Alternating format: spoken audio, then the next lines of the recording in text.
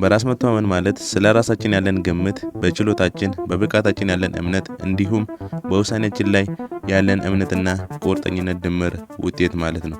ያለንን አቅምና ችሎታ በሚገባ በመገንዘብ ውሳኔ እንወስናለን። በውሳኔያችን ላይ ያለን ጽናትና ቁርጠኝነት ባለን በራስ መተማመን ላይ ይመረኮዛል።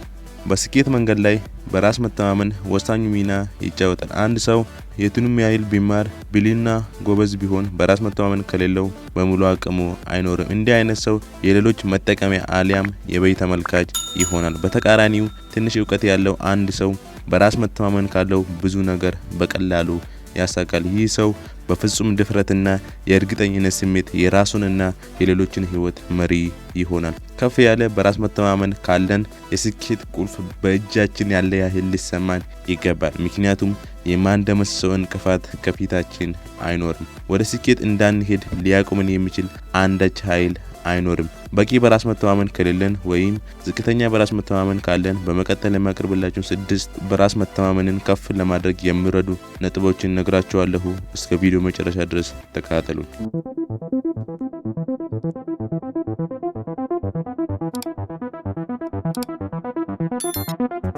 አንደኛ፣ ራስን ማወቅ። ራስን ማወቅ በራስ የመተማመን ግንባታ ሂደት ውስጥ አብይ ሚና ከሚጫወቱ ወሳኝ ጉዳዮች አንዱ ነው። ከላይ በተነሱት ነጥቦች የተወሰነ ለማብራራት እንደተሞከረው በራስ መተማመን በራሳችን ያለን እምነት፣ ለራሳችን የምንሰጠውን ዋጋና ማንነታችንን በትክክል ቁልጭ አድርጎ ያሳያል። ራሳችንን እያወቅን በመጣን መጠን በራስ መተማመናችን በዚያው ልክ እየተገነባ እየዳበረ ይመጣል። በጦርነት ለማሸነፍ ጠላትን ከማወቅ በተጨማሪ ራሳችንን በሚገባ ማወቅ ይጠይቃል። በህይወት ፊልሚያ አሸናፊ እንድንሆን ማንነታችንን በደንብ እንወቅ። ትክክለኛ ማንነትን ማወቅ በራስ መተማመናችንን ለመገንባት ከሚያስፈልጉን ግብአቶች አንዱ ነው። ሁለተኛ፣ በደንብ መዘጋጀት። ሁሌም በደንብ ቀድመን መዘጋጀት እና ራሳችንን ዝግጁ ማድረግ አለብን። ባልተዘጋጀንበት ነገር ላይ በቂ እውቀት ስለሌለን በራስ መተማመን ሊኖረን አይችልም። ቀድመን በደንብ ከተዘጋጀን እና እያንዳንዱ ዝርዝር በደንብ ካወቅን በራስ መተማመን ይታይብናል። ምክንያቱም ስለምናውቀው ነገር ስለሆነ ምንም ጥርጣሬ ከውስጣችን አይወጣም። በምንሰራው ስራ ዙሪያ ያሉትን ነገሮች ጠንቅቆ ማወቅ በራስ መተማመን እንዲኖረን እጅግ ያግዘናል። ሁሌም ቀድመን መዘጋጀታችን ከፍ ያለ በራስ መተማመን እንዲኖረን ጉልህ ሚና ይጫወታል። ሶስተኛ፣ የምናውቀውን ብቻ እንናገር። በዕለት ተዕለት ከሰዎች ጋር በሚኖረን ግንኙነት የምናውቀውን እና እቅጩን እንናገር። ይህን ማድረጋችን በሰዎች ዘንድ ተአማኒነት እንዲኖረን ያደርጋል። ፍሬቢስ እና የማይረቡ ወሬ ላለማውራት በእያንዳንዱ ግንኙነታችን ጥንቃቄ ማድረግ ይገባል። ሰዎች ከአፋችን በሚወጣው እኛነታችንን በደንብ ይገመግሙናል። እኛ ተራ አሉባልታ ወሬ መስማት እንደማንፈልገው ሁሉ እኛም የሌሎችን ጊዜ በማይጠቅም ከንቱ ወሬ ማባከን የለብንም። የመናገር ክህሎት የሚለካው የሚያስፈልገውን እውነቱን እና ቁም ነገሩን በማውራት ሲሆን በተጨማሪም የማያስፈልገውን ባለመናገር ጭምር ነው። ሰዎችን በውሸት ለማስደነቅ በፍጹም መሞከር የለብንም። ይዘገያል እንጂ እውነቱ መውጣቱ ሐሰተኛ ምላስም መጋለጧ አይቀርም። ስለዚህ እውነቱን ብቻ በተገቢ ቦታ አስፈላጊ ሲሆን መናገር ይገባል።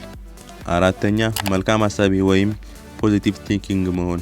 መልካም አስተሳሰብ ወይም አዎንታዊ አስተሳሰብ በራስ መተማመናችንን የሚያጎለብት ነገር ነው። በራስ መተማመን ማለት ደግሞ ስለ ራሳችን የምናስበው የሚሰማን ስሜት ነው። አእምሮአችን ውስጥ ርካሽ የማይረቡ ዝቅ ያሉ ሐሳቦች እንዲመላለሱ ካደረግን የራስ መተማመናችንን በገዛ ፈቃድ ሸርሽረን ለሽንፈት እጅ እንሰጣለን። የማይረቡ ዝቅ ያሉ ሐሳቦች ወደ አእምሮአችን ሲመጡ ፈጥነን በመልካም እና ገንቢ ሐሳብ ልንተካቸው ይገባል።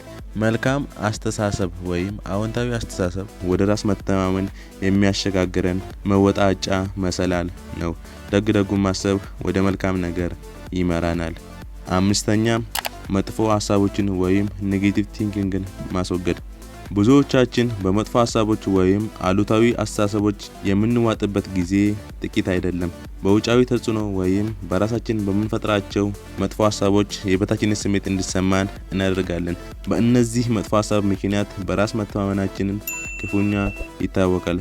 በዚህም ምክንያት የመዛል ስሜት ይሰማንና ካስቀመጥነው ግብ እንንሸራተታለን። አሉታዊ አስተሳሰቦች እኛነታችንን በትክክል እንዳናውቅ ያደርገናል። አሉታዊ አስተሳሰቦች ገና ስራ ስንጀምር እንዲደክመን ተደነቃቅፈን እንድንወርቅ ያደርጋል። የማይረቡ ሀሳቦች የተሞላ አእምሮ ካለን በራስ መተማመናችን ክፉኛ ይጎዳል። በራስ መተማመን ከሌለን ደግሞ ከህይወታችን ስኬት ይርቃል። ስለዚህ የራስ መተማመናችንን ተጻራሪ የሆኑትን መጥፎ እና የማይረቡ አሉታዊ አስተሳሰቦችን ከራሳችን ማስወገድ ግድ ይለናል። ስድስተኛ ሰዎች ስለኛ ምን ያስባሉ ብለን አንጨነቅ። በዕለት ተዕለት ኑሯችን ሌሎች ሰዎች ምን ይሉኛል በሚል አጉል ተጽዕኖ ስር እንዳንወድቅ እንጠንቀቅ። አብዛኛው ሰው ለእኛ የግል ውሳኔ እና የአኗኗር ዘይቤ ግድ የለውም። መኖራችን እንኳን ትዝ የሚለው ስንገናኝ ነው። ታዲያ እኛ ለምንድነው ሰዎች ምን ይሉኛል በሚል አስተሳሰብ የምንጠመደው? ማንም የእኛን ኑሮ አይኖርልንም። አረረም መረረም የእኛ ኑሮ የእኛ እንጂ የማንም አይደለም። የማንንም መብት እስካልተጋፋን ድረስ በነጻነት ያሻንን ማድረግ አለብን። ተስፋ እንዳንቆርጥ በመልካም ከሚቀርቡ እንኳን ብዙ አንጠንቀቅ። ወዳጅ መስሎ ጠላቶች፣ የበግ ለምድ የለበሱ ተኩላዎች አሉ። ለእኛ ግድ የሌላቸውን ሰዎች ምን ይሉኛል በሚል ሰበብ ከዓላማችን እንዳንስት እንጠንቀቅ። የዛሬ ቪዲዮ ይህን ይመስላል። ይህ ቪዲዮም በጣም እንደጠቀማችሁ ተስፋ አደርጋለሁ። ይህ ቪዲዮ ላይክ፣ ሼር በማድረግ ለብዙ ሰው እንድታደርጉልኝ እንዲሁም ይህን ቻናል ሰብስክራይብ በማድረግ ቤተሰብ ሁኑ። ይህን ቪዲዮ እስከመጨረሻው ድረስ ስለተከታተላችሁ አመሰግናለሁ። በሌላ ቪዲዮ እስከምንገናኝ ድረስ በያላችሁበት ሰላም ተመኘው።